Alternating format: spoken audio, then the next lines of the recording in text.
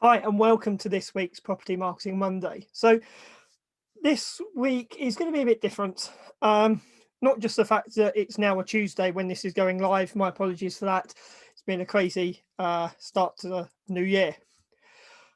But I want to talk about the state of the market this coming year and what it means to us property photographers, virtual viewing people, anyone creating visual assets in the property space. I think most people agree the market's looking a bit challenging this year, and I've been asked by a number of people for my views.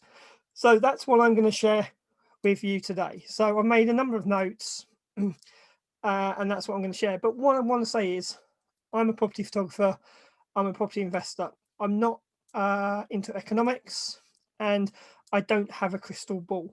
So these are just my thoughts on what could happen in the market. So let's talk about on the sales side. I do think that we're going to see lower prices. I think that's going to be caused by lower demand. So if we look at the economy at the moment, it's being held up by the government. So furlough scheme is keeping a lot of people in work that probably their jobs aren't viable, unfortunately. So once the furlough scheme ends, lots of people are saying that they're expecting to see a high level of redundancies. And I know some people who are looking for jobs who have already been made redundant, and it's a very challenging market at the moment. So if people aren't working, they're not going to be buying properties, and if they're not working, they unfortunately may not be paying their mortgages. So there could be an increased number of repossessions, which means more properties coming on the market. So if there's less demand there, so if we look at the categories of buyers, the first-time buyers. So first-time buyers, if you read any of the newspapers or the websites, they're quite often saying that the under 30s have been really badly hit financially by COVID. Well, that's a great chunk of the first-time buyer market. So I believe that that market is going to be severely impacted. And also as well, even those first-time buyers who can afford to buy, lots of first-time buyers, it's the biggest purchase they've ever made, and they can be a bit nervous about it. And so if they feel that they're in a falling market, they're not necessarily going to want to buy it. And so they may either start renting or continue to rent until the market looks like it's about to pick back up again. So I think that the first-time buyer market is going to be impacted.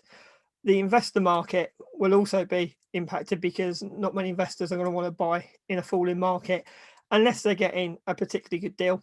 Or there's a way that they can add value. So if there's a property where they can, say, for example, do a plot of land, do a title split, add rooms to the property, whatever, I think that market's going to be badly hit as well. And then you think about what's the other type of people in the market? Well, there's the next steppers, as I call them. So people who already own a property and want to take that next step. So they may be in stable careers, stable income, so they may be able to make that next step. However, if the market's falling, they might be nervous, they might not want to make that step. Reality is they might be better off if they did make that step in a falling market, because if you think about it, if they're going from, say, a £500,000 house to £1 million house, they've got to find 500,000.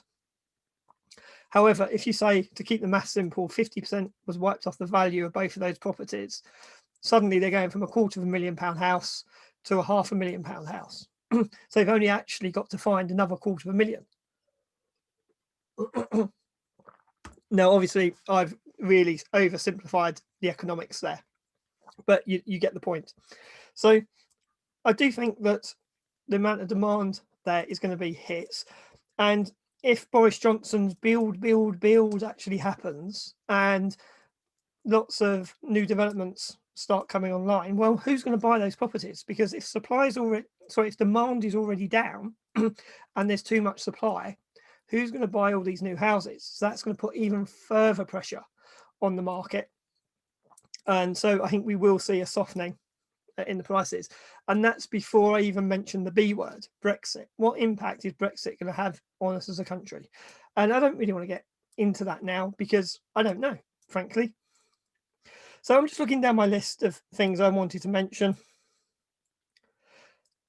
And the other thing, I suppose, as well, is that for buying properties, surplus money. So money people can put aside for deposits and things like that. Well, I think there will be less surplus money around. So people will be pulling their belts in. So that'll affect the economy by people won't be buying as much stuff, but also as well, they won't be saving as much potentially.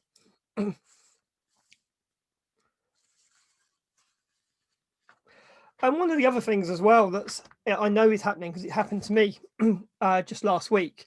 So I was in the process of buying a property. It's been going on for quite a while, and the state of the property has changed since I first bought it. So there's more factors involved here than just a change in market.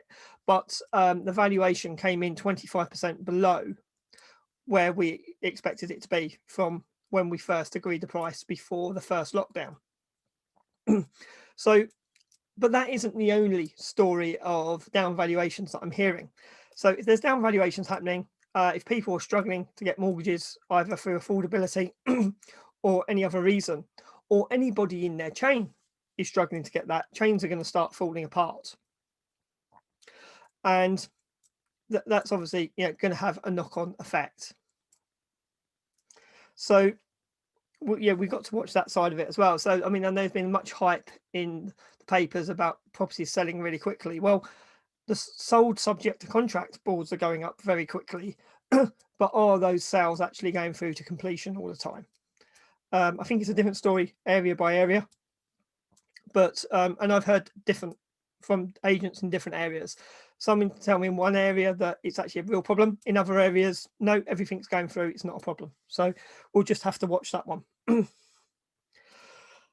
So that's kind of, if you like, the doom and gloom on the markets. But where does that leave us? People are trying to make a living selling services to these sectors. Well, I think the opportunity is that if people are trying to sell a property, it's going to be more challenging to sell it. So they're going to want to try and make it stand out. So I think that can be a good thing for professional photographers, for virtual viewing providers. I think virtual viewings are becoming much more accepted and almost expected. They're almost getting their like photos that you sell your house, you have photos, and virtual viewings are getting to that point too.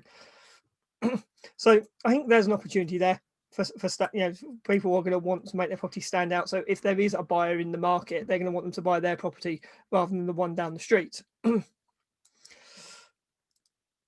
Also, during or just after the first lockdown, I noticed a lot of new entrants coming into the market. So especially around the 360 virtual viewing space, but also photography. So a lot of photographers who were working other sectors, events, weddings, etc., didn't have any work. So they was like, okay, where is their photography work? Okay, property. And they jumped into property. So there was increased competition. And the continued race to the bottom. I think my view on doing work for letting agents and estate agents is that if you're not careful, you can very much be caught into a race to the bottom and not value that service that you provide. And I think having those new entrants coming into that market and maybe undercutting has just really sped that up. So maybe some of those new entrants will leave the market because actually it wasn't quite as easy as they thought it was. But what are the threats?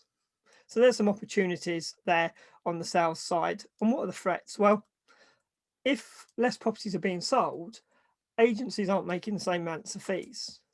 And if buyers, sellers get put off selling their property because they're not going to get the values they want, there's going to be less stock in the market. So maybe even commissions may be impacted as well, just to get work.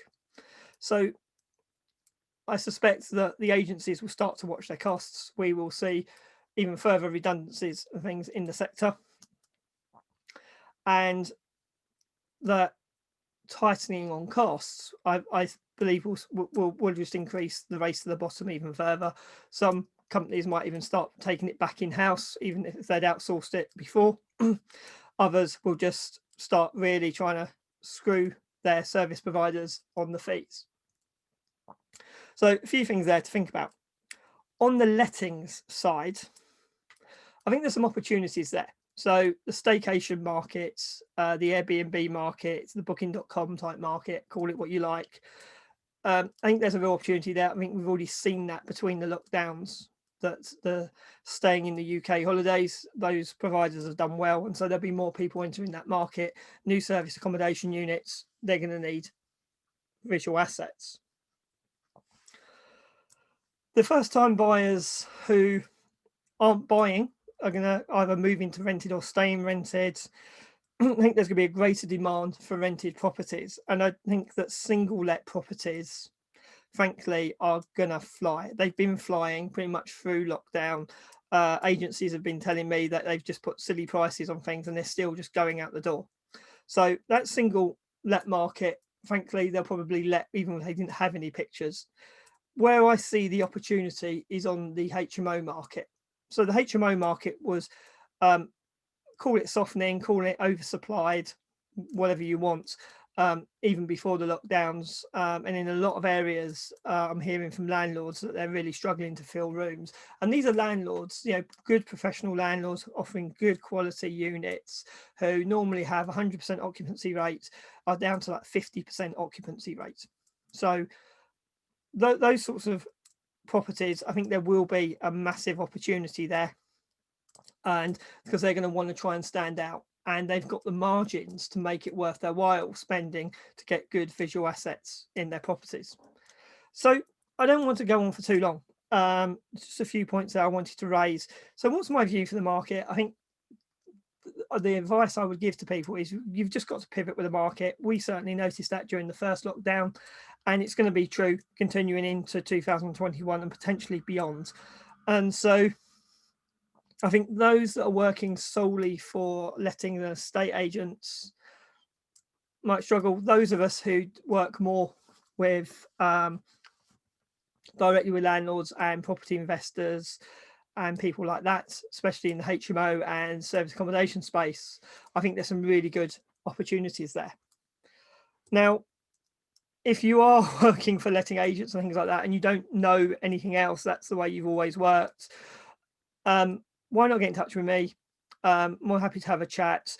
As most people know, Landlord Photography, my company, we operate through franchised offices. So there might be an opportunity that if you want, come work with us. We'll introduce you to those markets where the opportunities are happening, and to show you how you access those markets and how you build your business in those markets. So if that's of interest to you, great. But I just want to end up by wishing everybody a great 2021. I hope everyone has a very prosperous year and all the best. That's it. That's the end of this week's Property Marketing Monday. Take care.